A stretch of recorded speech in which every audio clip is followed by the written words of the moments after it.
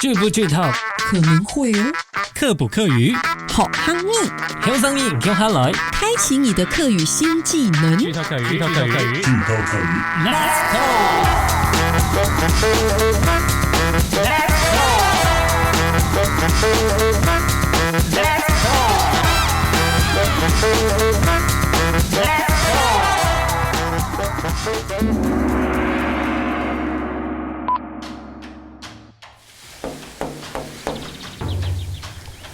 撒浪撒浪撒浪呢撒浪咿呀咿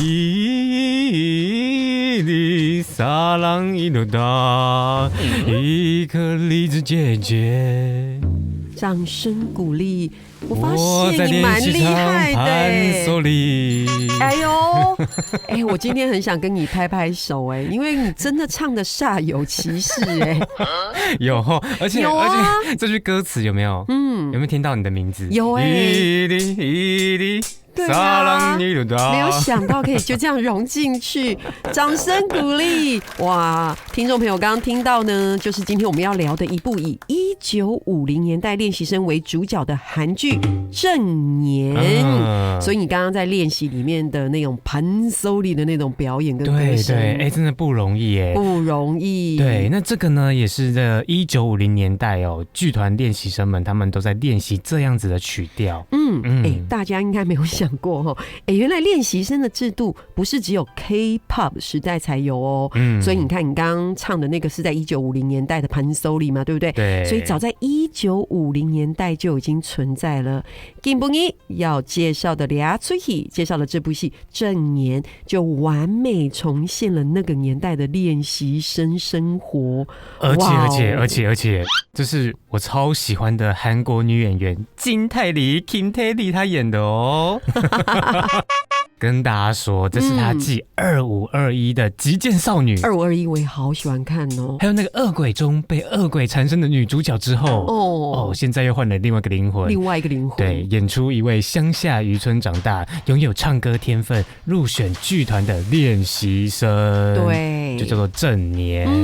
那《正年》这部时代剧呢，是改编自韩国的漫画哦。那也跟大家分享一下，我看完这部之后呢，也让我认识了2件事情。好，我们来跟听众说说第一件事，第一件事情就是我认识了1950年代的练习生。这是真的耶！大家都知道台大独地韩国有练习生制度，可大家可能没有看过1950年代韩国的练习生到底是怎样？猛抽这些入选剧团的练习生啊，他们的生活呢，几乎是被密集的训练填满。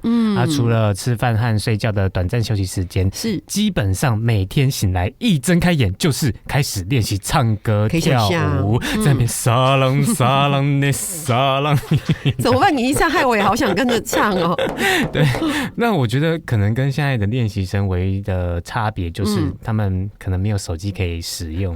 对，可能现在练习生还可以偷懒一下玩一下手机。真的，我不确定。对，你的分析好精辟哟。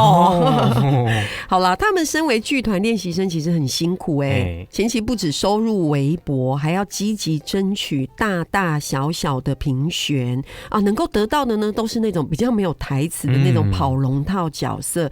其实是跟现代的练习生一样也就是很竞争啦。所以呢，大家想一下，长期下来这种日复一日的练习生活，是不是压力很大？没错，一定是的又不是很确定未来的前提下，就是你不是很确定你未来是不是真的可以好好站在舞台上表演嘛，对不对？所以难免他们内心就会不断的问自己说，哎呀，我到底能不能成功？我要不要持之以恒？没错，要能够在这剧团当中独当一面，发光发热，真的是要非常的努力。没错。那在《正年》这部戏里面呢，除了呈现练习生的生活之外，也呈现他们奋斗再奋斗的过程。那这个过程呢，是真的很打动人心的。对。所以呢，《正年》呢也被称为是热血青春的时代剧哦。是，我觉得它真的很热血青春呢。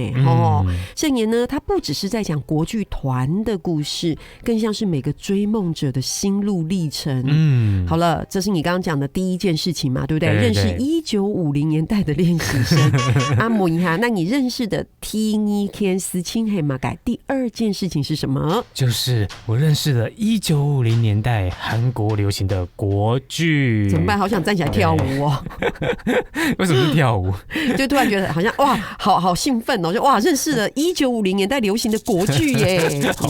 好了，那在继续聊之前呢，我现在跟大家解释一下什么是国剧哦。其实呢很简单，国剧呢就是代表一个国家最具特色的戏剧表演方式、表演的形式。是每个国家的国剧呢都不太一样像是台湾早期讲到国剧，大家可能会想到的就是京剧、没错。那日本的国剧呢，可能会想到能剧。那韩国的国剧呢，其实就是唱剧。那它是一个很特別的存在，把韩国传统的盘手礼和西方的舞台剧完美的结合在一起。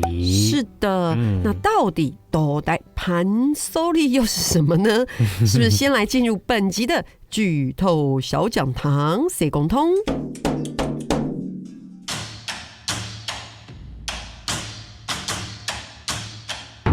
盘手礼是什么呢？说到盘手礼，它是朝鲜半岛最具代表性的传统演出方式之一，也是韩国重要的无形文化财。盘手礼的盘指的是表演的场地，手礼是歌声。这种表演方式中，表演者拿着一把扇子，又要唱又要演，还要担任旁白说故事，而鼓手则负责以节奏支撑整场演出。大家有没有听到？所以呢，只要2个人就可以完成。那这样呢，我们2个人是不是也可以组一个盘手礼？如果依照刚才那样子讲的话，我们2个是的确可以组成一个盘手礼。但是呢，我要选那个鼓手的角色。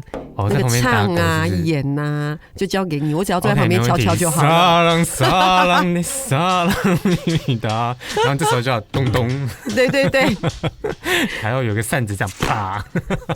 好了，我刚刚分享是盘手礼最早期的演出形式，不过在19世纪，盘手礼就有了新的发展哦，开始融入西方舞台剧的元素，从过去的2人表演，逐渐演变为多种角色、多位歌者。多种乐器的演出形式，剧情也就变得更加丰富了。所以光靠我们2个人是不可以演的，越来越复杂了。所以到了1945年的那个韩国光复后啊，唱剧就被定为国剧了。那其实呢，这种韩国的传统表演哦，我也是看了正年之后才第一次看到，对对对，真的非常特别不过呢，说到唱剧，这真的是那个年代的全民娱乐大家要想，毕竟呢，在1950年代是没有电视的摩天戏，电影呢也尚未普及，对，那唱剧呢就成为当时最重要的一个休闲活动哦。完全可以想象，就像以前唱山歌也是很重要的这个全民娱乐休闲活动之一不过说实在的恭喜才会，现在这种表演形式年轻人都不太熟悉哦，因为你也是看了正言才知道的嘛，对不对？随着时代的变迁，这种传统艺术慢慢的在消失，所以这部正言的故事是设定在1950年代，正是韩国唱剧最辉煌的时期，真的特别的有意义耶。那这也可以看出韩剧的厉害之处，记得走的他们可以把各种热门或是冷门的主题，真的都拍的娱乐性十足，精彩万分呢。像正言就选择了韩国的国剧，这个年轻人比较陌生的传统文化当主题，用追梦的精神与丰富的故事情节包装这些扎实的历史文化，我觉得蛮值得学习的。好的，那我们今天呢就马上来介绍正年的故事喽，来喽。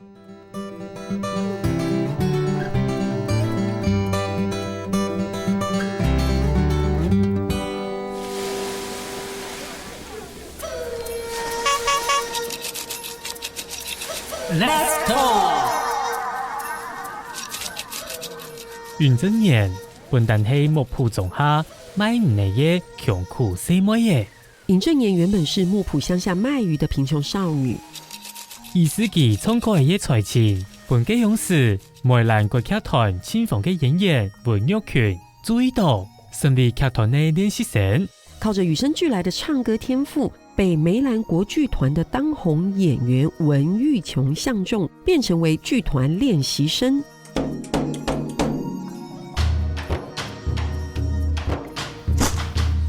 入到劇團過後，真年的心愿度将有一个目标，就是将文玉强勇的做剧团的第一男主角。进入剧团后，郑言心中只有一个目标，像文玉琼一样成为剧团的当家男主角。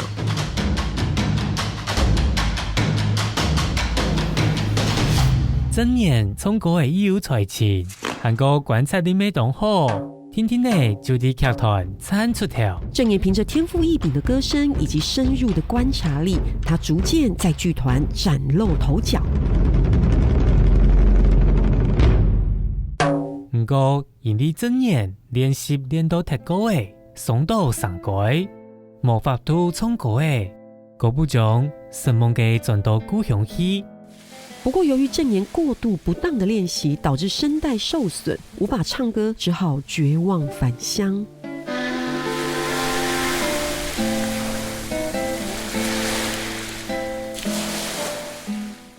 同一时间，国剧团未遇到经营嘅危機，順來真年就得重新送到舞台項目。韓國同其他團員強下來救梅蘭劇團嘅名聲麼？同時，國劇團也遇到經營危機，到底鄭言能不能重新站上舞台，與其他團員一起挽救梅蘭劇團的聲譽呢？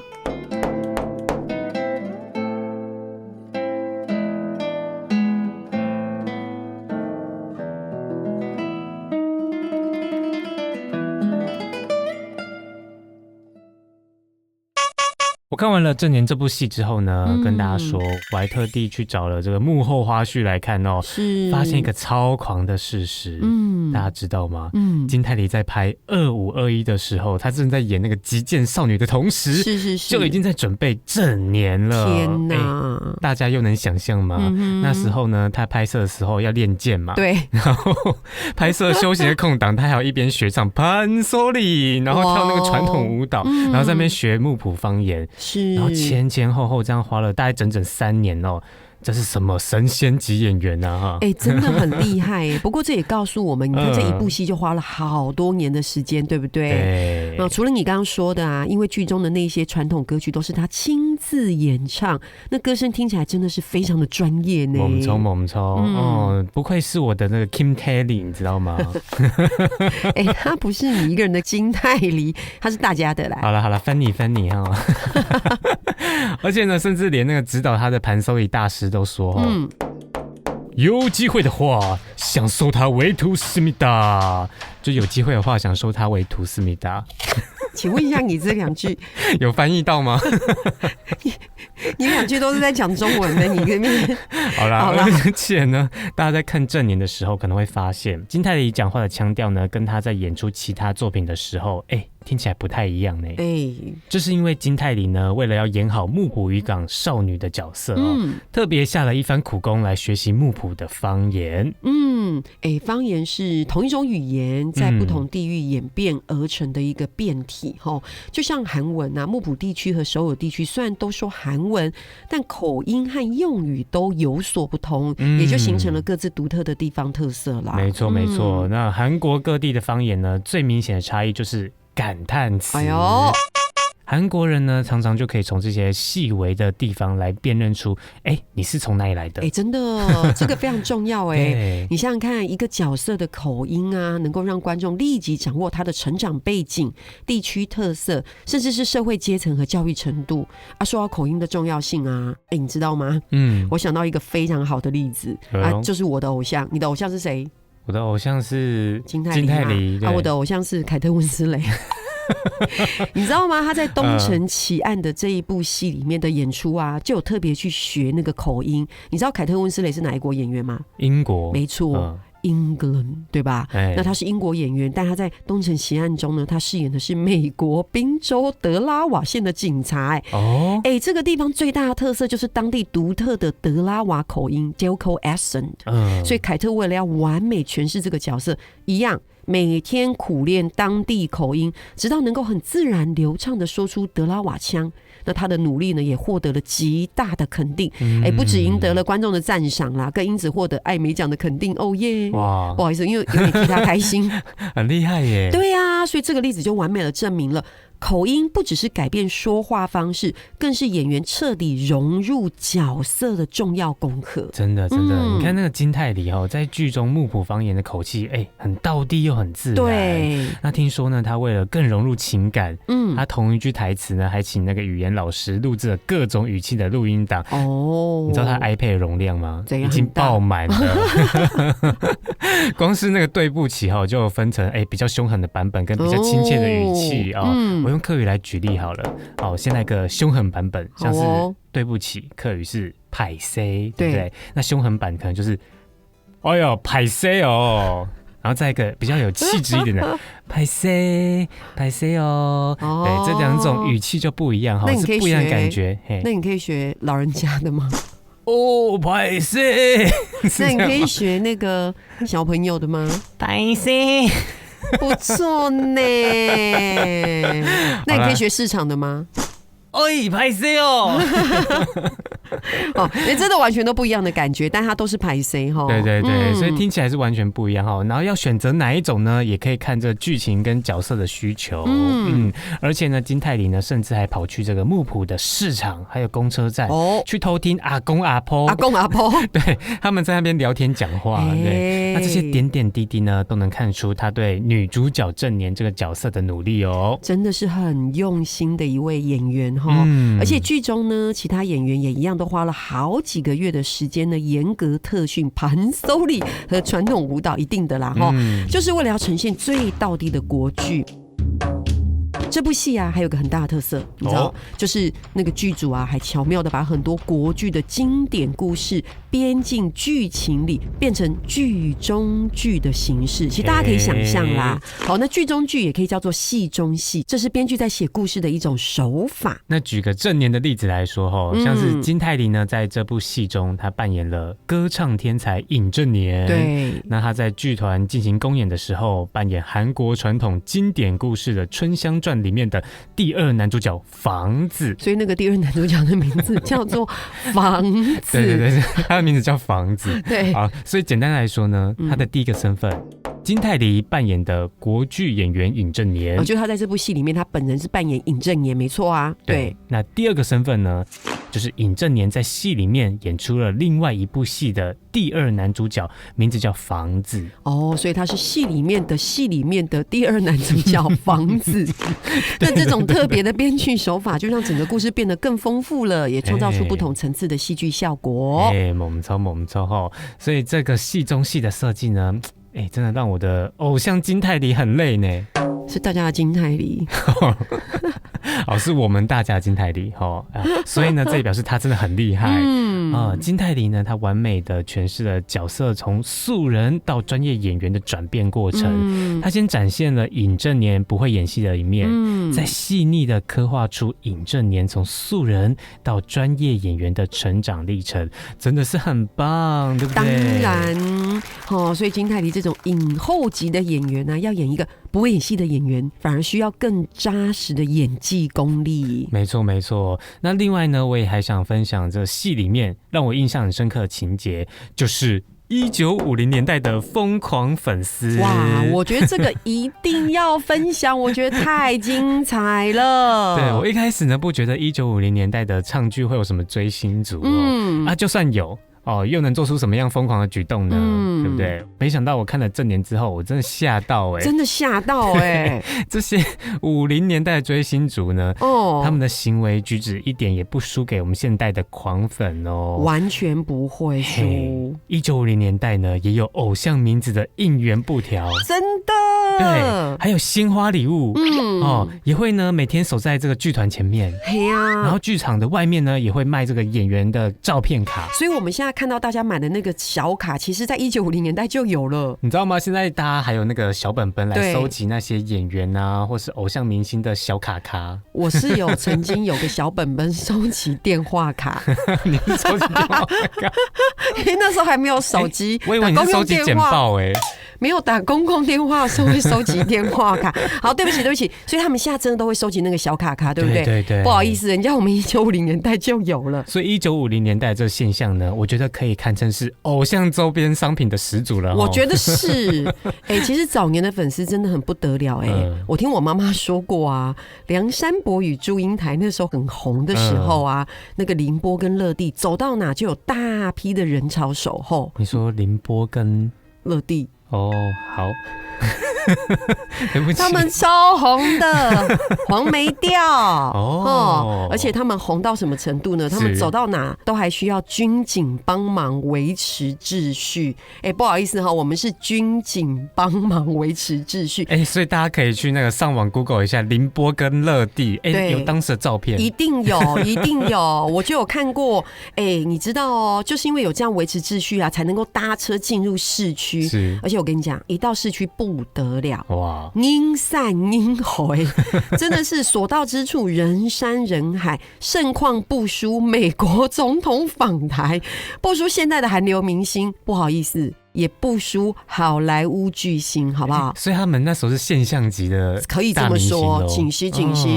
我妈还从衣柜拿出那个早期时尚杂志的封面，哇塞！我不太记得那个封面是凌波还是乐蒂，但是就是超美的哦。好啦。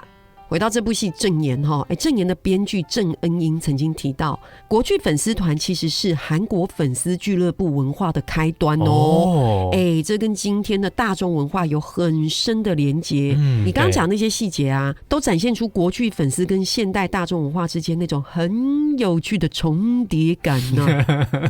对，蛮有趣的那重叠感。而且呢，从正年看见粉丝追星的历史之外呢，他也带出韩国女性国剧历史。我也才知道呢，原来韩国国剧也有分男女哦。没错最早韩国唱剧中所有的角色，无论男女都由男生演出，从不会谁来应走。不过呢，在1948年情况就有了转变哦。为什么嘞？因为那时候二战才结束不久啊，你知道啊，战争时期男生都要去打仗嘛。对不对？所以那时候男生就变得比较少这反而给了女生一个机会，在 give 开始在舞台上接替男生的角色。没错。那韩国呢，当时呢有一群超有勇气的女性演员他们受不了男性主导的国剧界一直压抑他们，所以呢就决定要创造属于自己的舞台。那于是呢，就在1948年的时候，有个女性国乐同好会大胆演出了一出全部由女生演男角的《狱中花》等等。那从此呢，就开启了一波女性国剧的风潮。是的，从那时候开始呢，女性组成的国剧剧团真的是红遍全韩国而且红到呢被称为是民族歌剧厉害了。最令人敬佩的就是那个时候两性还不平权嘛，在男性主导的年代，女性社会地位相对是薄弱的，他们能够站出来，而且还扮演舞台上的男性，真的是非常勇敢嘛，非常的勇敢。对，没错。说完韩国，我们一定也要来说说我们华人的传统戏曲这个一定要的像我们呢，我们有瓜戏歌仔戏，对不对？陈雅兰雅兰姐，早期呢，她也是以古装美男子的扮相，成为家喻户晓的大明星真的很帅我看着看着都想要嫁给他了，你知道吗？那你有买他周边跟小卡吗？还是有跟罗妈妈一样有收集那个杂志？这倒是没有。你在讲什么？我那时候还很小好吗？说到这呢，台湾当时还有歌仔戏4大天王都是以帅气的男主角扮相大受欢迎。其中呢，我们从小看到大的杨丽花，用泪花瓜戏是这样唱吗？对，我查到有那个手机铃声，对，就是这个用泪花，而且重点是有手机铃声呢，对，超有趣的。还有一个叶青，他们一出场啊，真的是英挺帅气。还有像是我们客家国宝黄秀满老师，哇，厉害了，他也是演出小小生风靡全场哦。那从这些例子呢，也可以知道我们戏曲都会出现女性扮演男主角，而且成为传统戏曲的特色。有一个专有名词叫做昆生前旦。这个很重要，因为我们大家如果有看传统戏曲，都会知道哦，里面的这个男主角都是女生扮的，但大家可能都不知道是为什么呢？所以呢，要来进入本集的剧透小学堂，又来了。昆生前旦是什么呢？昆生前旦要先从行当开始讲起，因为戏曲的角色是用行当来分类。行当就是所谓的生旦净末丑。在戏曲里，旦指的是女性角色，比如像大家都熟悉的戏曲中，年轻姑娘就叫做小旦，而生指的就是男性角色，比如书生，我们都叫他小生。那如果让帅气的女生去演小生，就叫昆生；比较秀气的男生去演小旦，就叫前旦。这就是让演员根据自己的特质去演出适合的角色，而不是依照性别分类，所以才有这个专有名词叫昆生前旦。就像我觉得你也可以去演旦啊，是因为我长得很俊俏吗？真的，答对。传统戏曲演的都是才子佳人的故事哦，而才子的形象呢，通常是文弱书生。那女生呢，因为外形线条柔美，演起来特别贴合才子温文儒雅的气质，而且昆生的女演员会用女性的特质去揣摩男性的步伐和动作，就有那种俊美温柔的一面，又不失英气。另外呢，和小旦对戏的时候，不但画面好看，还能轻松演出谈情说爱的桥段，像是亲、抱、搂这些动作，在那时候也不会有男女授受不亲的感觉。那这样的昆生文化呢，不只是台湾歌仔戏的特色，也是传统戏曲里面非常有趣的一环哦。你刚刚那个亲抱搂真的很投入这样比较有画面感啊，对不对？真的太等一下了。韩国唱剧呢，跟我们华人戏曲的确有许多共通的地方我们是不是也可以来一个韩国客家比一比？唱剧跟我们的哈嘎台戏到底有哪些相似点呢？第一，演出形式就是盘手里跟三角采茶来比一比。客家早期的简配演出形式，三角采茶戏3个人即可完成表演，是不是在形式上也和盘手里2人称场的概念有几分相像啊？不像，因为这样我们要再找一个人来才能构成这个采茶戏，对不对？本来盘手里我们2个演就好了，对，三角采茶我们要找一下隔壁邻居，对，可以。好啦，再来呢，第2是演唱的曲调。又演又唱，都唱传统曲调。对，你看唱剧跟我们客家大戏都是又演又唱，对吧？而唱剧的曲调是来自于盘手里，而我们客家戏曲唱的曲调都是来自于客家传统曲调，像是平板、四线腔、平板、海陆腔、平板。如果你有看我们客家电视台的闹热打擂台，就会听到这首三姑娘啊葱啊心啊开哟，唔从三姑心送。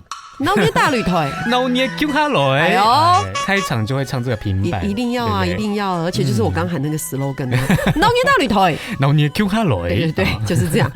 这个是一个传统的曲调，叫做平板。那还有就是山歌子、四线腔、三狗子、海陆腔、三狗子。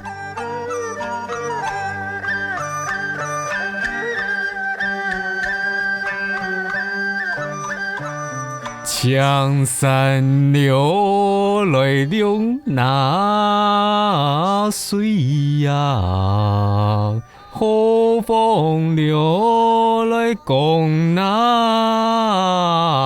我已经很努力了，真的很难。我觉得你很不错因为其实大家不要以为这个真的很好唱，其实有蛮多的歌手要练我们所谓的这个传统的3大调，刚刚讲的평板，那这个是散构子，其实都练不起来真的它很难所以我觉得听众朋友如果觉得凯翔唱的好像没有很流畅的话，我觉得还是要给他掌声鼓励。这些传统曲调呢，是都要花功夫练习，不是3、2天就能够上手的哈。那当然，随着时代的改变啦，我们客家的曲调越来越多，还有各式各样的流行小调。那当然，我们也把这些放进客家台戏、客家大戏当中，例如像是撑船调这个我很知道，撑船调、四线腔、唱酸调、海陆腔、唱酸调。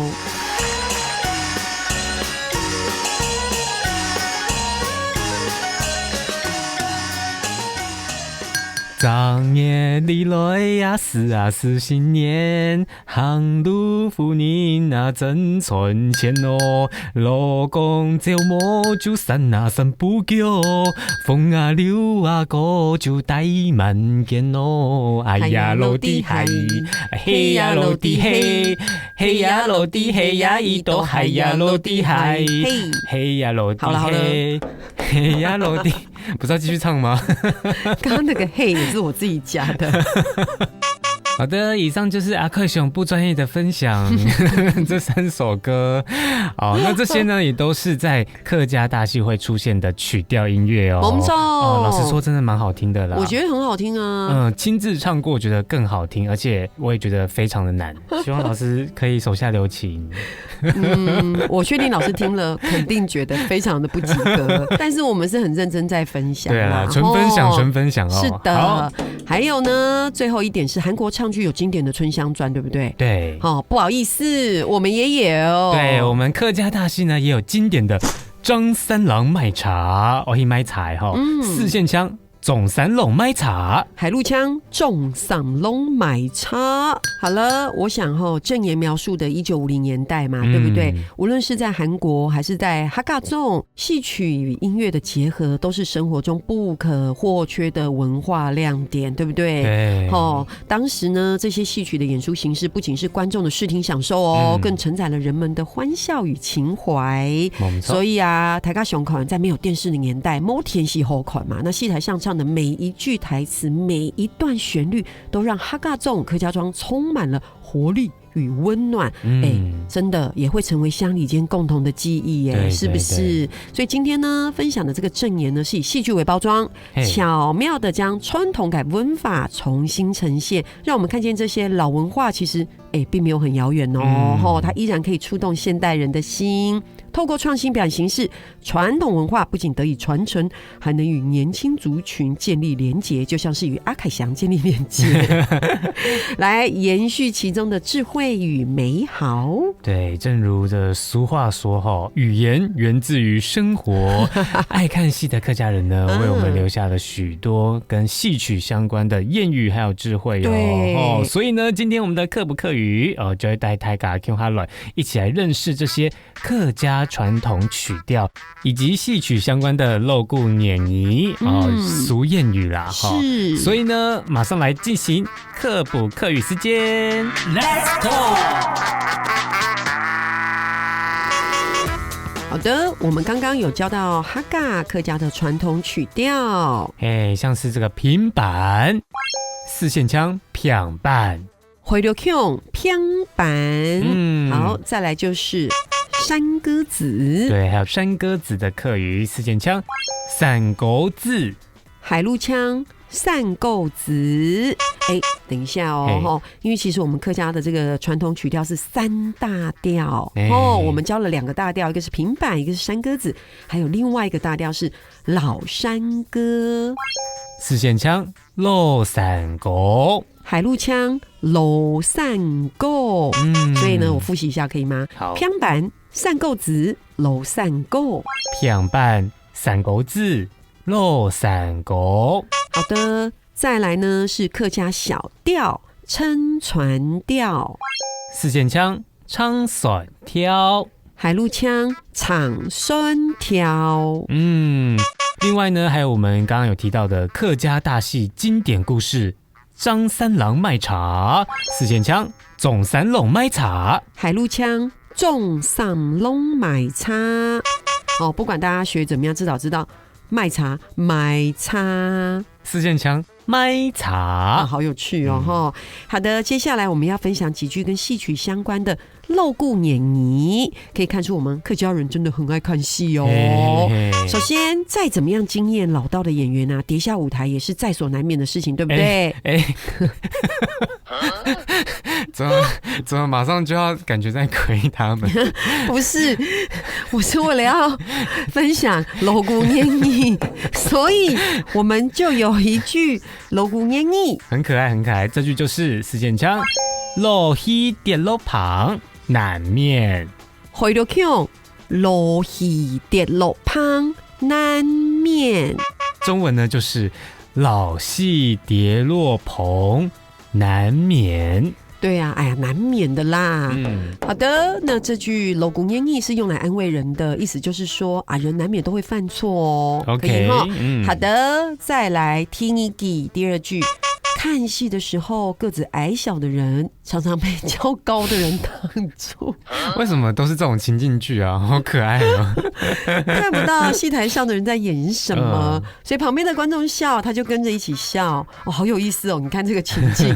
所以呢 ，Andy 有一句露骨演绎，有一句老古言语是这样说的：四线腔就是说，爱故的看戏，听人笑；海陆腔，爱故的看戏。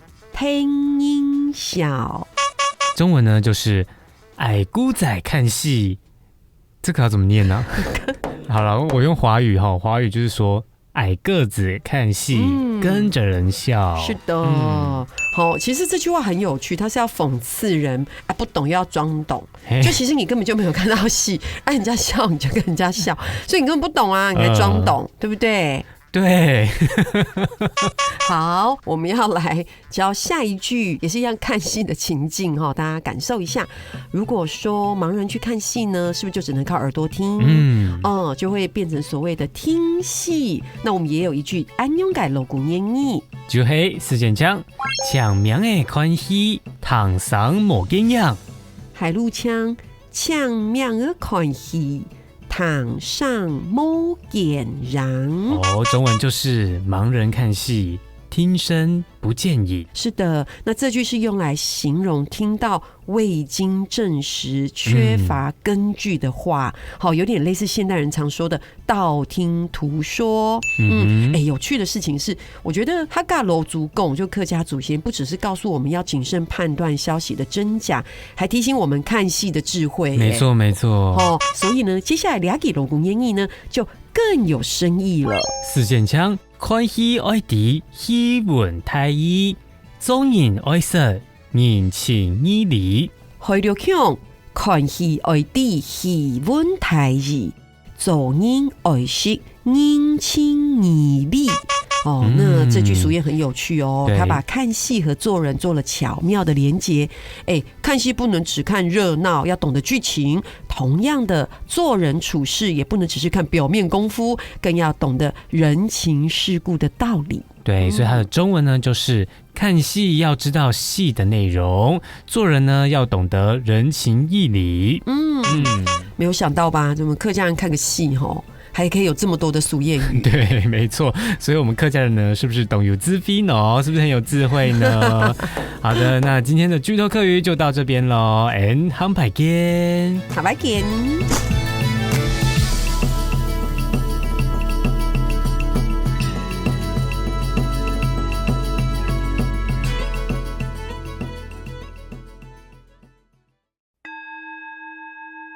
那个伊克丽姐姐，你不觉得我刚刚唱那个撑船调，其实还是有一点味道的？嘿呀，楼梯嘿，是吗？